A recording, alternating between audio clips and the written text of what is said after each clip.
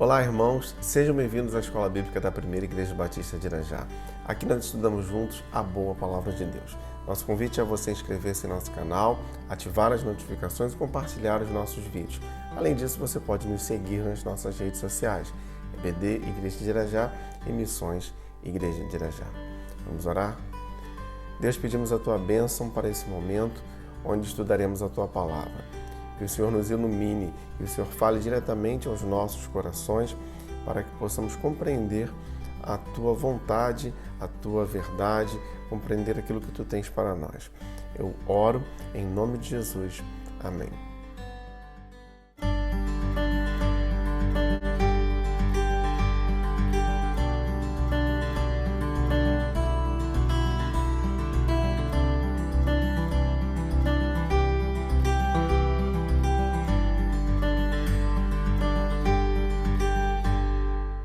O Espírito Santo é uma exclusividade do Novo Testamento? Não. Ele já se fazia presente no Antigo Testamento e hoje nós falaremos sobre esse assunto. O Espírito Santo, presença e atuação no Antigo Testamento. Pensando na presença do Espírito Santo no Antigo Testamento, nós veremos que ele está identificado desde as primeiras manifestações do Senhor Deus. Mas perceberemos que a sua atuação ela é notadamente pontual, o que vai diferir da sua atuação no Novo Testamento. Sua presença na criação. A primeira grande obra de Deus neste planeta foi sua criação. Deus é o autor de todas as coisas. Deus é o autor da criação. Gênesis capítulo 1, versos 1 e 2. No princípio, Deus criou os céus e a terra. Era a terra sem forma e vazia. Trevas cobriam a face do abismo, e o Espírito de Deus se movia sobre a face das águas. O Espírito Santo é o braço executor da Trindade. Dessa forma, ele está ativo. O texto diz que ele está se movendo. Jesus Cristo também ele é citado como Criador. Colossenses capítulo 1, versos de 15 a 17. Ele é a imagem do Deus invisível, o primogênito de toda a criação, pois nele foram criadas todas as coisas, nos céus e na terra, as visíveis e as invisíveis, sejam tronos ou soberanias, poderes ou autoridades. Todas as coisas foram criadas por ele e para ele. Ele é antes de todas as coisas e nele tudo subsiste. Mas na história da criação também vemos a pessoa do Espírito Santo. Salmo de número 33, verso 6. Mediante a palavra do Senhor foram feitos os céus e os corpos celestes, pelo sopro de sua boca. Salmo 104, versos 29 e 30. Quando escondes o rosto, entram em pânico. Quando lhes retiras o fôlego, morrem e voltam ao pó. Quando sopras o teu fôlego, eles são criados e renovas a face da terra. Como eu disse, o Espírito Santo é um participante ativo da criação. Sua presença na vida de importantes personagens.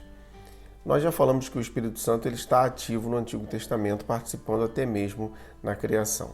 Mas a maneira como ele vai agir na vida das pessoas é diferente da maneira como ele vai agir já no Novo Testamento.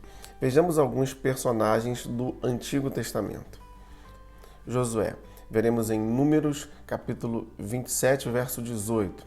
Então o Senhor disse a Moisés: chame Josué, filho de Num, homem em quem está o Espírito, e impõe as mãos sobre ele. Davi.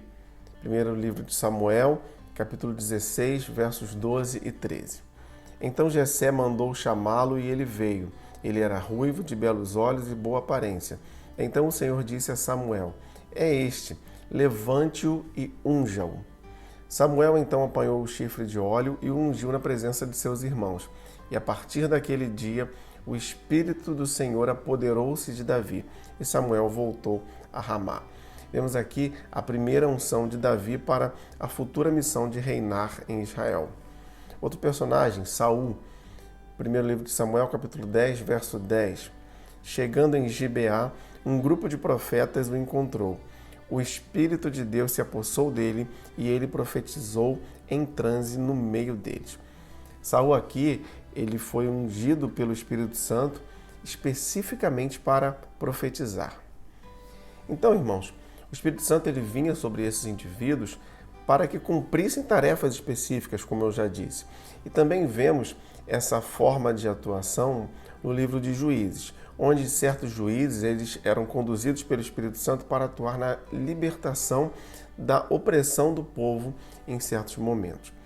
Naquele tempo, a atuação do Espírito Santo sobre a vida da pessoa, ela era um sinal do favor de Deus. E quando o favor de Deus abandonava o indivíduo, o Espírito Santo se retirava. Foi assim com Saul. Primeiro livro de Samuel, capítulo 16, verso 14. O Espírito do Senhor se retirou de Saul e um espírito maligno, vindo da parte do Senhor, o atormentava. Então, irmãos, o Espírito Santo no Antigo Testamento atuava pontualmente na vida das pessoas a fim de capacitá-las para situações específicas. Como o Espírito Santo se apresentava no Antigo Testamento? Qual a diferença no Novo Testamento? Bom, nós já introduzimos essa explicação no tópico anterior. Ainda que vejamos as evidências do agir do Espírito Santo nos dois testamentos, observamos que a grande diferença, como eu já disse, é que no Novo Testamento ele passa a habitar permanentemente nos crentes. 1 Coríntios, capítulo 3, versos 16 e 17.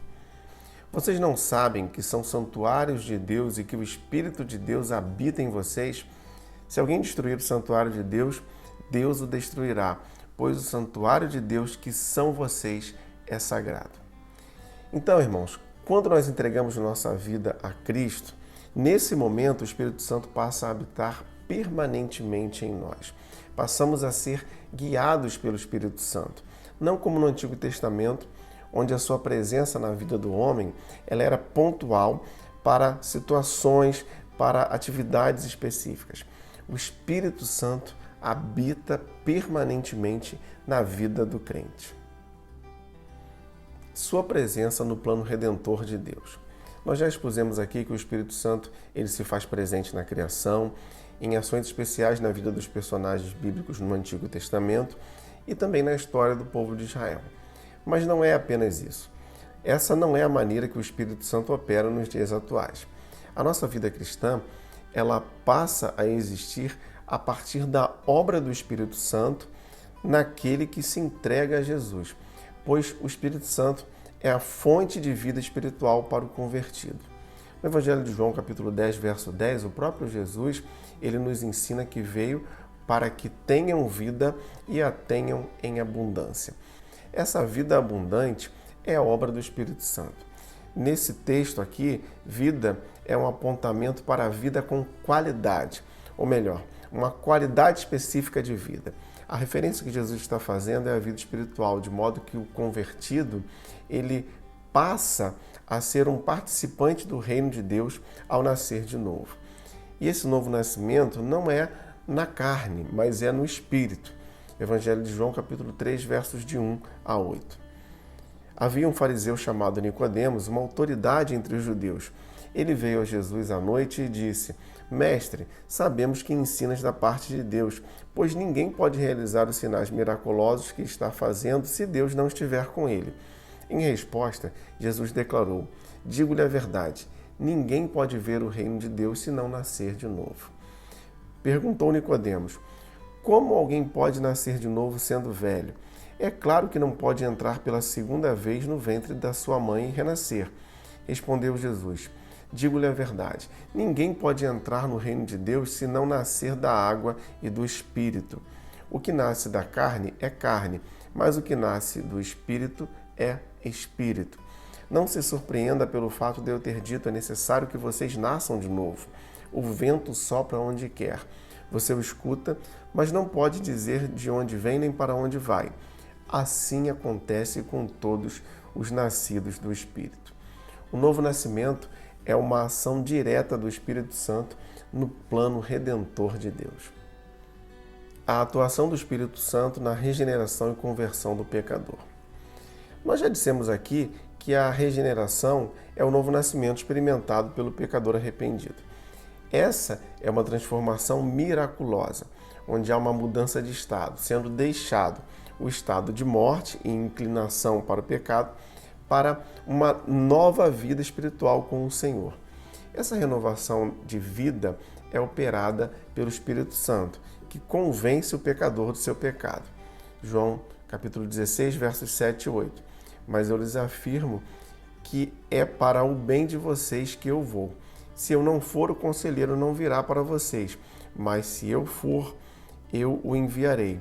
Quando ele vier, convencerá o mundo do pecado, da justiça e do juízo. Assim, essa convicção das transgressões é o primeiro passo para que o pecador responda ao convite de Jesus com arrependimento. Mateus capítulo 11, verso 28. Venham a mim todos os que estão cansados e sobrecarregados, e eu lhes darei descanso.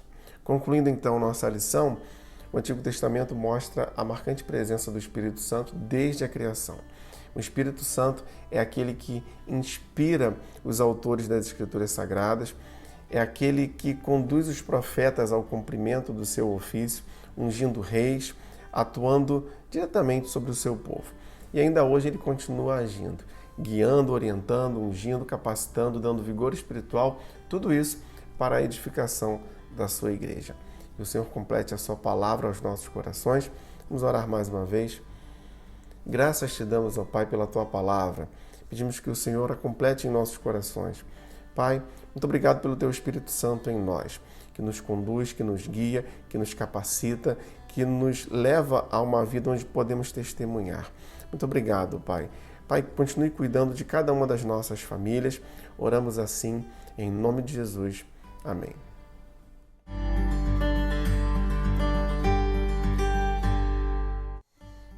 E se você tem alguma dúvida ou comentário sobre nossa lição, você pode nos enviar através do nosso e-mail ou das nossas redes sociais. Não se esqueça de inscrever-se em nosso canal, ativar as notificações e compartilhar os nossos vídeos. Você também pode nos seguir nas nossas redes sociais, EBD, Igreja de Irajá e Missões Igreja de Irajá.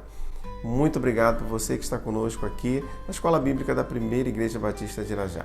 E lembre-se, leia, estude, entenda a Bíblia.